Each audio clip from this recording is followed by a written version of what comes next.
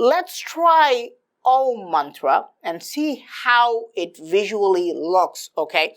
Because Om is considered the mantra of all mantras. It is considered the frequency of all beginnings and ends. So let me chant the Om Mantra through the cylinder and see what happens. Let's find out.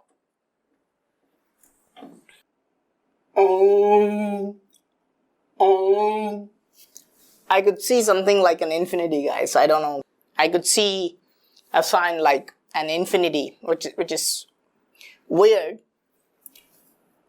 You see this? It looks like infinity, or like a, sometimes even DNA strand.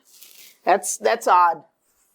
Let me turn off the lights, and I'm gonna see if we can get a better look at this, because this is really interesting.